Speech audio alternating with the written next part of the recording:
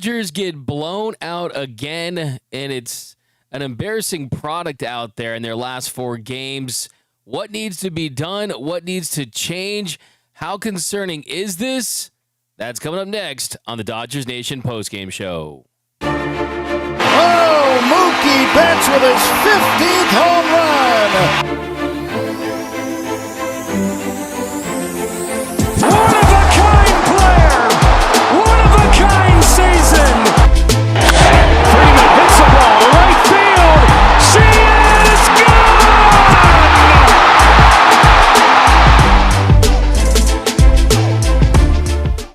What is up, Dodgers Nation, and welcome to the Dodgers Nation post-game show. My name is Doug McKain, credentialed member of Dodgers Media.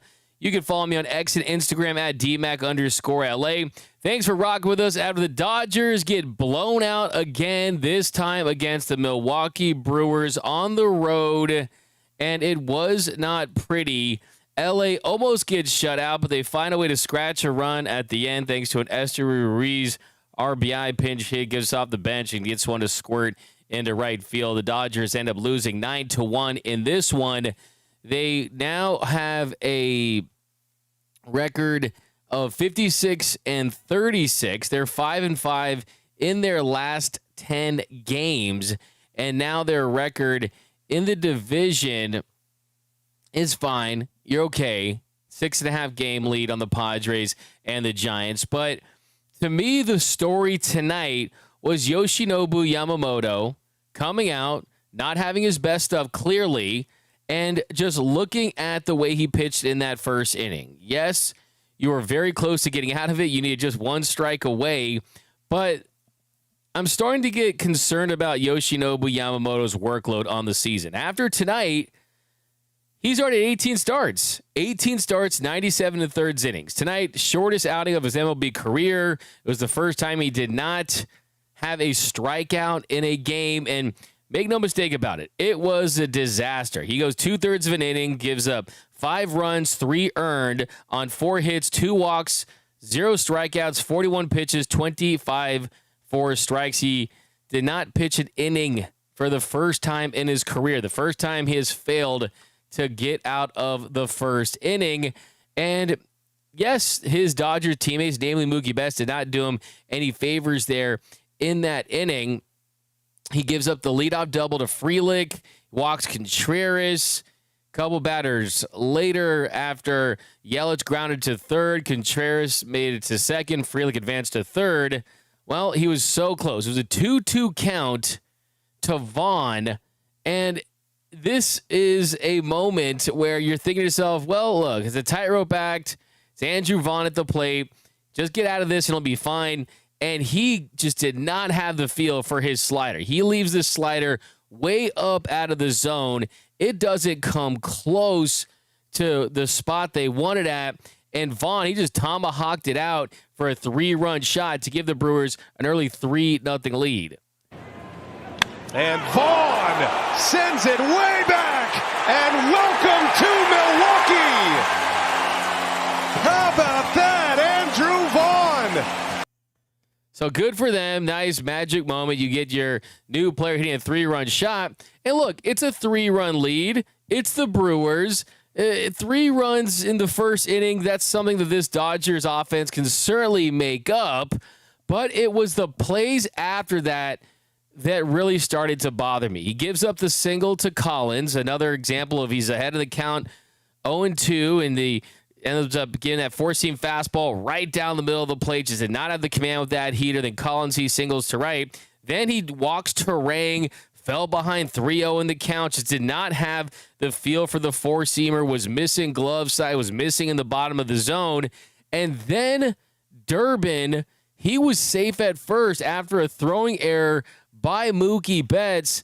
That scored Collins to make it a 4-0 lead, and that's when their wheels really, really started to fall off. He's got 2 in this first inning. It's Durbin to Betts. Betts across the diamond, cannot be picked, and in to score is Collins. And look, that's great. Look, Mookie Betts can absolutely play big league shortstop. He's proven that. He's proven he can defensively get it done at the shortstop position. He has been an above-average defensive shortstop this season, but that's an example right there of a play where, yeah, even though the shortstop has been solid from him and it's miraculous that he's been able to do it, that's a play that he has to make. That's a play that any big league shortstop is going to make. So even though he has had those moments where it's been a lot better for him, even though he's had those moments where clearly he has turned things around and he's so much better than he was last year, it's like it all resets in that moment where you ask yourself, yeah, cool, just because he can do it doesn't necessarily mean it's the best idea.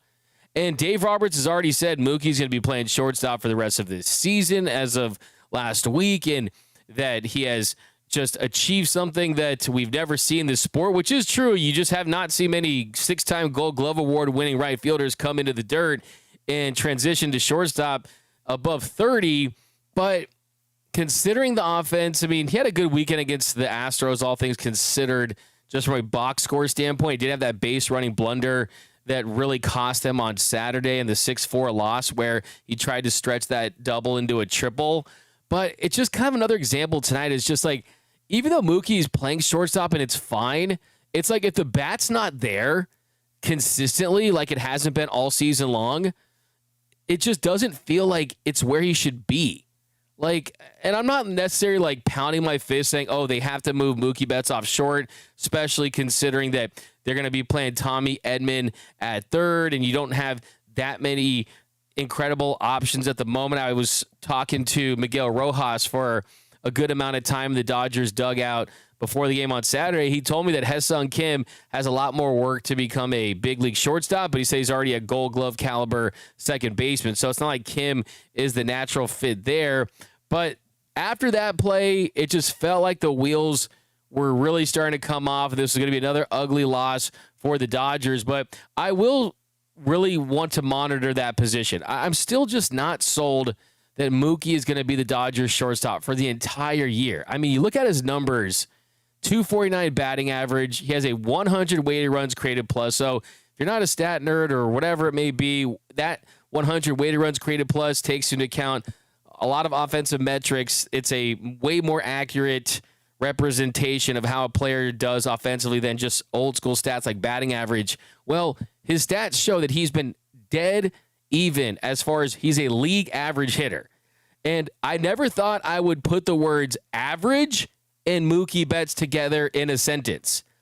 But that's what I'm doing this season, and I hate it. I absolutely hate that I have to put the word average with Mookie Betts. Even before the season, it was, can he be a league average shortstop? And sure, the metrics say that he has been that. There's no doubt about that. But still, I mean, will that look like that for the entire season? That remains to be seen. Because before, Mookie Betts was an above average right fielder. He was an above average hitter. He was an above average base runner. And right now, like I said, I pride myself, keep it 100 Dodger show, right? He's not an above average player right now. That's why he missed the All-Star team. And it hurts me to see this because I still think that Mookie Betts has a lot more great baseball in him. I think he has more All-Star years in him.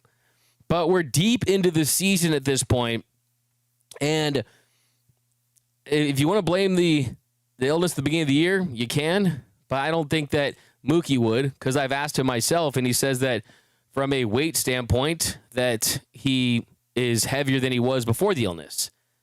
I think it's something else. And it's just not fun to see right now when you kind of just compound factors. Then after that, go back to the other side. Go back to Yamamoto. He basically got himself in the same situation with runners on first and second. In this case, he gave up a single to Monasterio. That scored Terang to make it a 5-0 game, and his night was over after recording just 2 outs, registering no strikeouts, and throwing 41 pitches.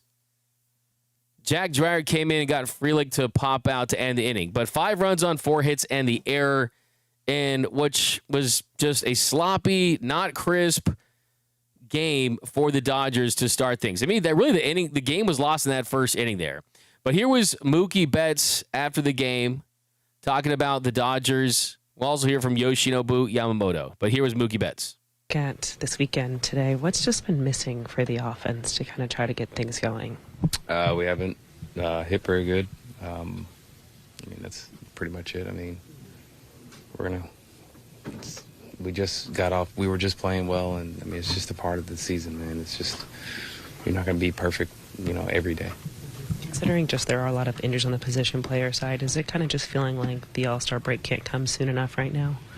I'm not worried about it. I'm just taking it day by day, and whenever we get there, we'll get there. But all we can do is just control what we can control, and that's just preparing for tomorrow. When you guys do have as many guys out of the lineup as you do right now, like, how do you kind of work around that, as the guys that are still left in there? Are there things you can do just as a team to kind of compensate there? Or is that just... You can't replace all-stars. You can't replace guys that have won MVP in postseason. You can't replace those type of things. And so the next man has to step up and do what he can do. But, I mean, you can't replace those guys. You can only just... have someone come step up and do their best. Was there something that Peralta was doing in specific just to kind of keep himself in rhythm and kind of offset the offense? I mean, no, he's really good. I mean, he's a really good pitcher. He's a frontline starter in our league, and he pitched a really good game. And they got out early, scored some runs. I made a bad mistake there with making an error, and once you get somebody like Freddie pitching downhill, it's going to be pretty good for you. Anything on that play? Just bad footwork? Or? No, I just made a bad throw, man, and there's no excuses. How bad does that feel when you see the kind of inning that Yamamoto is having?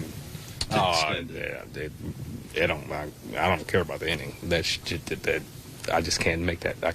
I can't make an error right there. I don't care if it's nobody on ninth inning, regardless of the situation. I need to make that play. So what you love about Mookie Betts is the accountability. He's never going to run from it. He's never going to shy away from it. And like I said, this is coming from biggest supporter, biggest fan of his game, the way he goes out there and does what he does.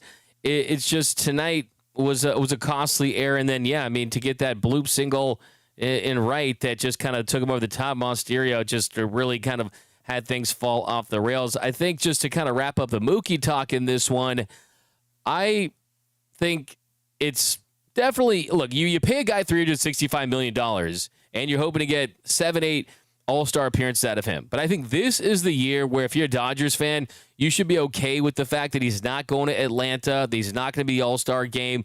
I think that he needs this time off to just recalibrate, hit the reset button, and I'm hoping the start of the second half, if the defense continues, that's fine, but he's got to hit because now he's hitting like a shortstop, and that's what I don't want. I liked it better when Mookie was hitting like a right fielder, like a right fielder was slug. And sure, I totally get it. He doesn't want to play in the outfield, and right now the organization is acquiescing to that, but are they really going to let Mookie put average numbers up for the entire season? I mean, I just find that hard to believe without intervening at some point. I heard from someone that when they told Mookie about him going back to right field in the second half of the season last year, that it was one of the toughest conversations that they had ever had with Mookie Betts. So kind of my read on it is, yes, the Dodgers do give their superstar treatment, and it's worked out for them. And in this case, I agree with it just because I think there's just a handful of players that deserve the opportunity. And look, think about this. What if Mookie's offense was what it is and he was playing the same defense that he was in the first part of last season? Then you were talking about a well below average player. But the fact is he has held his own defensively, just the offense isn't there. But I just don't think they're going to allow this for the entire season because I don't think that they believe that giving a superstar the superstar treatment is worth not giving themselves the best chance to win. So it just kind of makes you wonder. But then there's the Yoshinobu Yamamoto thing. And I was talking to someone in the organization just about that, and they were in agreement with me that at some point he's going to have to get a break. He's going to have to get a breather. I'm not saying phantom IL, whatever you want to call it, but the truth of the matter is for Yoshinobu Yamamoto is right now he's made 18 starts, and that equals the amount of starts he made all of the 2024 season. Yes, he did miss almost 3 months dealing with that rotator cuff injury, but now you look at his numbers, still really good. A 2.77 ERA, 3.29 FIP, 3.14 expected FIP. It's not those numbers. It's not the peripherals. Even today, I think you could chalk it up as, yeah, he doesn't have his best stuff. You got your ace on the mound. You expect him to perform well, be that stopper. That just wasn't in the cards today. But I'm concerned about the 97 1/3 innings of work. And the fact is, if he makes his turn through the rotation for the rest of the year, that you're looking at 25 to 30 starts. And for a guy that was pivotal to winning the World Series last year as a game one caliber starter, I just think for Yoshi, at some point he's going to need a break. And I look at the Dodgers, and yes, you still have the best record in the National League, and you're still leading your division, but they have taken flyers on some extremely high-risk guys. Blake Snell, Tyler Glasnow, Rogi Sasaki, and it really has taxed the bullpen. They've thrown more innings than any bullpen in the sport, and then at some point it catches up to your starters as well, and then I think it also bleeds into your offense, right? It's this vicious cycle they're in right now where the pitchers, they can't pick up the offense like a standard rotation with their normal guys would be able to at times, and it's part of the reason why this Dodgers team has been outscored 38-7 their last 4 games. It's the part of the reason why they've scored 1 run in 3 of their last 4 games. I mean, you look at this offense just not being able to get anything from their pitching at times. It's very concerning in my eyes, and they're playing very high-stakes poker right now. They're playing extremely, extremely high-stakes poker right now, and yes, it's worth the risk if a couple of them come back and remain healthy. Blake Snell, Tyler Glasnow, Shohei Ohtani goes on the same pace that he's on, and you're feeling better about that. But it is high-stakes poker, and it's going to be largely predicated on the guys coming back and staying back that would allow them to give Yoshinobu Yamamoto some sort of rest. So I'm looking at you, Tyler Glasnow. I'm looking at you, Blake Snell, and the rest of this rotation, because Yamamoto has been putting this team on his back all season long. This team would not have the best record in the National League. This team would not be where they are without his performance early on this season. I think he needs the other guys on his team to step up to make sure, not for personal reasons, just to make sure that this team is in the best position to win the World Series. Because you don't have starting pitching in October, it's going to be trouble. But here was Yoshinobu Yamamoto moments ago in Milwaukee talking about him not being able to get out of the first inning for the first time in his big league career. Yoshi, just when you look at today's start, to not be able to get through the first inning, was it something that they were doing so aggressive, or was it something that you were missing on the mound? 今日、1回途中で降板だったということなんですけども、それはやっぱ自分に問題があったからなのか、それとやっぱ相手の攻撃、その山本さんに対する、対処の仕方が関係していたのか、どちらでしょうか。調子自体は、良くはなかったですけど、悪かったわけでもなく、ホームラン打たれた場面、スライダーだったんですけど、低めの、外に、すごく意識して、投げたんですけど、高めに、行ってしまって、それを仕留められたので、またその前の、ランナーもフォアボールで溜めてたので、反省するところばかりですね。はい。My stuff wasn't, not really. My stuff wasn't the best, but also at the same time, my stuff wasn't too bad. And also, I fell behind, and then I ended up having runners on bases. And then I was just trying to locate my slider down and away. However, it got away, and then he picked it up. Command is one of your strengths. When you are seeing more walks in your game, what does that say to you? Sorry, I didn't get the last part. Command is something that's always been such a strong part of his game. When you're seeing more walks, what does that say to him? 山本さんのやっぱ長所としてその制球の良さっていうのがあるんですけども、その制球がちょっと乱れた時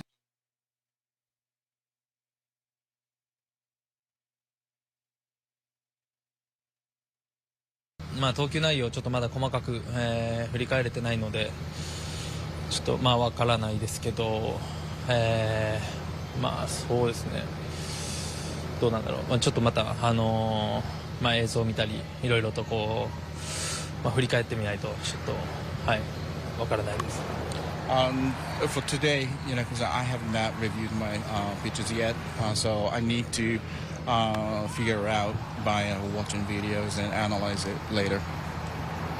Throwing that many sliders to Andrew Vaughn, something you guys identified pregame, or is it just kind of how you were feeling in that matchup? そのボーン選手に、スライダーを投げてたんですけども、それはそのゲームプランとしてやってたんですか、それともその実際相手と対峙したその中で決めていったんでしょう、どちらでしょうか。試合の中で、ウィルが、そうですね、その出した際に、僕は、なんていうんだろう、信じて、腕を振っていったんですけど、最後、それまでの3球は外に、投げ入れてたんですけど、最後の1球、真ん中の高めのなんていうんだろう、高いゾーンに、行ってしまったので、そこは反省するべきとこかなとは思います。At that particular situation, Will was calling, and I was following his signs. And then the first, I think, 3 sliders I pitched, that was located pretty good. But the last one, kind of like I lifted it, kind of elevated, and then he got away from me.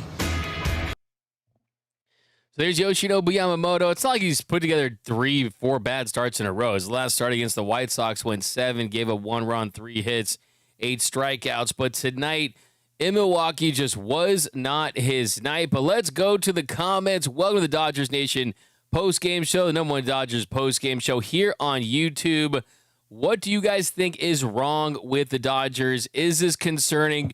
Did someone say that the All-Star break was this week, not next week? Did they leave for their All-Star break festivities a week early? We got to MV3 on the same. We got Crash Allen Bond. The Dodgers have no heart. The only way to correct that is to make massive changes. Wow, that's pretty dramatic. That's pretty dramatic. We've got Jose Aguirre. Here come the basement gym clowns saying to get rid of everyone like this, like it's easy. Yeah, look, here's the thing. There's no doubt about it that this is a very pro Mookie channel, a pro Yamamoto channel. I mean, these players are the players that are going to help them win another World Series. I'm confident of that. I'm just looking to get the most out of these guys and optimize them. And that's just the facts, okay? I wouldn't want any other player on my team other than Mookie Betts as far as what he does for this team. I wouldn't want any other guy that does what he does like Yamamoto, right? I mean, these are great players for sure that they're just going through a slump right now with some of these teams. And I look at Mookie Betts, and I'll say this. Look, we've proven he can play shortstop. I do think long-term, if I was the guy calling the shots for this team, when everyone's healthy, if Max Muncy comes back healthy, you allow him to find a rhythm. He's at third base. You put Mookie Betts at second. Tommy Edman is your shortstop. And this is not anything against Mookie's ability to play shortstop. It isn't. It just truly is not. It's just the longer the season goes, the more the physicality of that position, I think, takes its toll. And I just don't want to have any doubts in my mind that anything defensively is taken away from what he can do at the plate offensively. So I think Mookie Betts at second is better than Mookie Betts in right, because Mookie's defensive metrics in right have actually been on the decline in recent years. And you also have Teoscar Hernandez out there. You're going to have Andy Pages. Look, Conforto, I mean, he's kind of been one of their better hitters lately. But funny enough, and I know that doesn't kind of match narratives around here sometimes, but that's just kind of the truth. So we'll see what they do in left field. I think left field could be where they trade for the player. So I'll just kind of throw that out there. All right, let's go to some comments here. The Dave Roberts special. We've got next game I want to hear Skeens. Okay, Luis Garcia over there. Parker Lee. Kim finally has cooled off 2 hits in 17 at-bats. By the way, if you have not yet watched today's episode earlier, we dive into the roster moves they made, the injury news with Kike Hernandez. Kike had an awkward slide in Cleveland, and that's how he hurt his elbow. And it's really been impacting his offense. We did a deep dive into that. Also, an exclusive interview with Haesung Kim. We have Victor Baños. They look like the Colorado Rockies are Dodgers. Yeah, I know. They're very they went from being the best team to the worst team. This is basically here. All these teams this year that have had great stretches, the Yankees, the Mets, I mean, they've had these slides. So through the course of a 162-game season, this does happen. I mean, look, that 2017 Dodgers team lost 16 of 17 at one point. They lost 11 straight games. It happens, okay? Bring up Zaire Hope. That's a hot take. That's a hot take for sure. We got the real 005 Mookie at bat, automatic fly ball out. Yeah, just speaking of Shohei Ohtani, see a lot of people talking about Shohei Ohtani. Did have a multi-hit game tonight. He was hitting 100 his last 34 plate appearances. He did get a little dribbler down the line. It was 54.5 miles per hour off the bat. It went as an infield single. And then Freddie Peralta, he stranded him. They got Freddie Freeman to ground into a double play. And give Peralta a lot of credit, man. The fastball was working, had 7 strikeouts, no walks. He was scoreless. The Dodgers their lineup does not look long. It just does not look long right now. And that seriously is an issue. I mean, you could talk about the bullpen. I mean, they're not the guys that you're expecting to see out there when they're actually contending. So it's kind of not the biggest issue. The bullpen today went 7 1/3 innings. You have 4 runs on 4 hits, 5 strikeouts, and 3 walks in this one. But, I mean, it's tough to really talk about the pitching when your offense scores just a run. I mean, Klein gave up 2 runs in his inning of work. I mean, Fernandez, he comes in, Julian Fernandez, making his Dodgers debut, gives up 2 runs on 2 hits, 36 pitches, did not look good. Clearly, there's a reason why he has not gotten a lot of opportunities at this level, and that's always a concern for sure.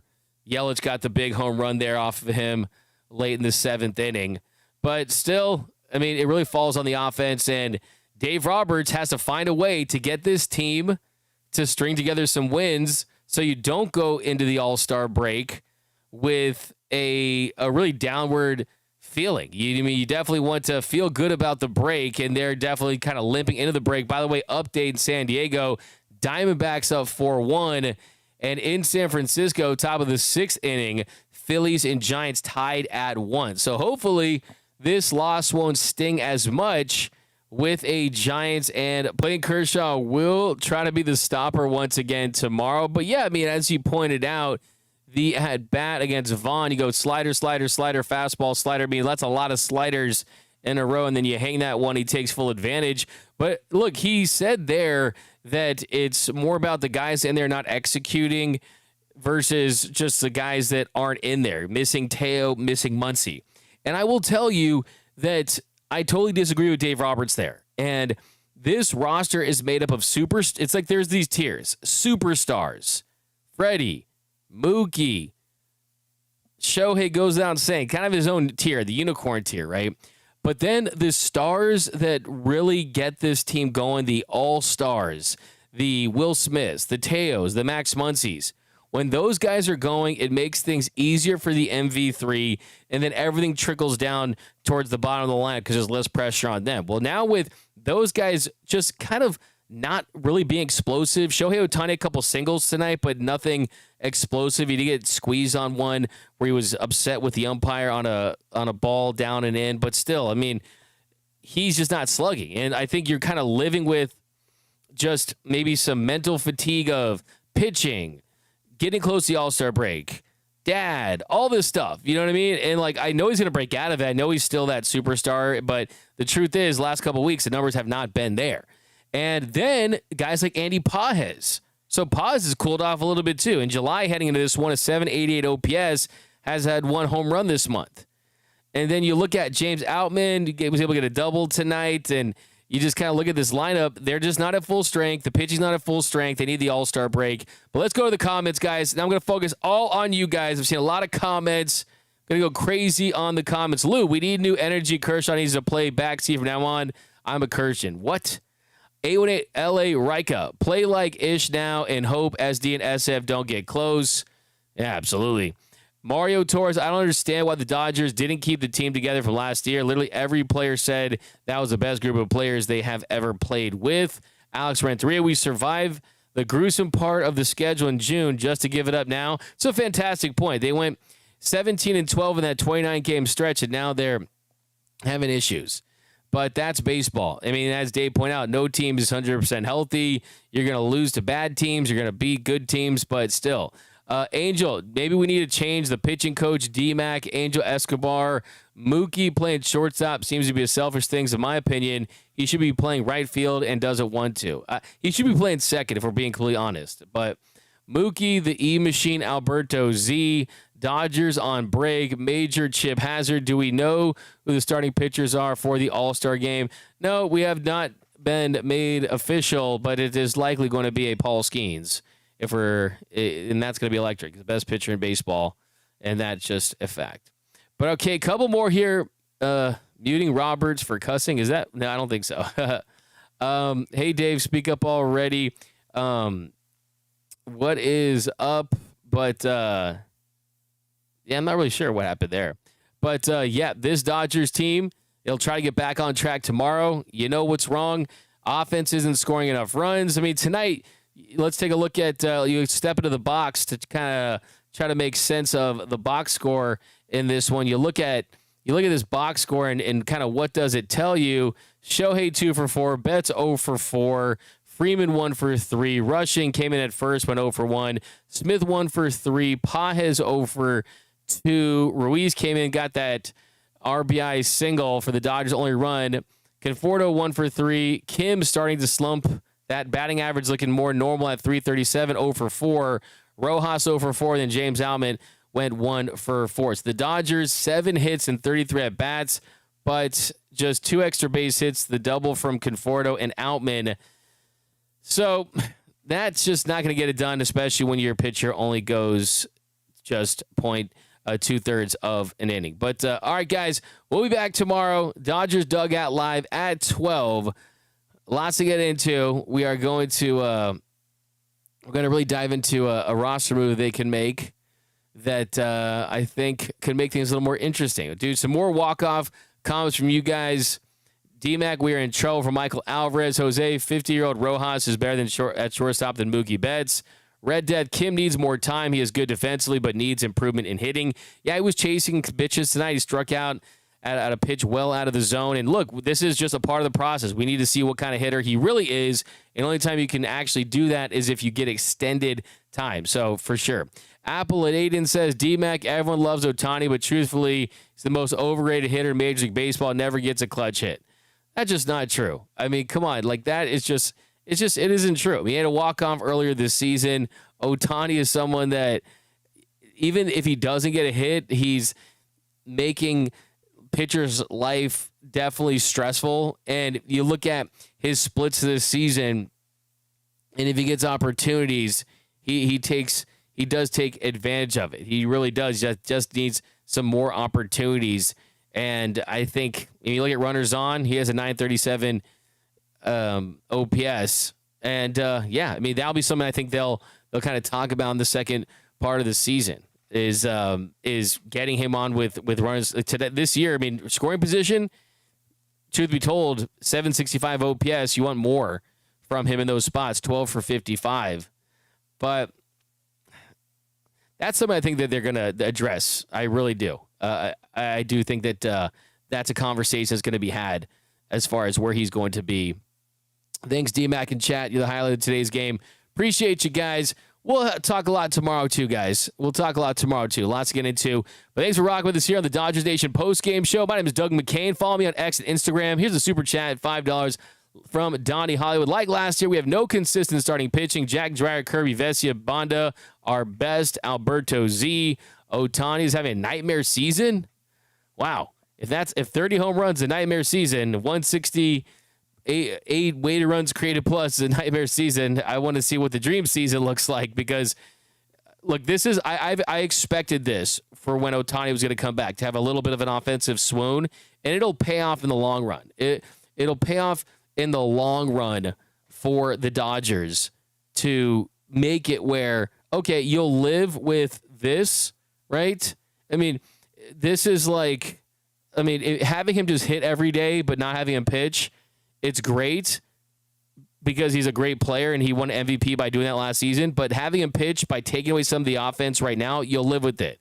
It's like investing for passive income. It's going to pay off later on. But all right, guys, see you tomorrow. Have a great rest of your night. Follow me on X and Instagram at DMAC_LA. Hit the subscribe button. Hit the notification button. Do me the biggest favor. Hit that like button on your way out. And remember, win or lose, nothing brings together quite like Dodger baseball. And until next time, think blue, bleed blue, and I'm out. Start the party, Los Angeles!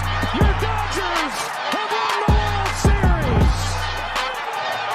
And when the upcoming winter gives way to spring, rest assured, once again, it will be time for Dodger baseball.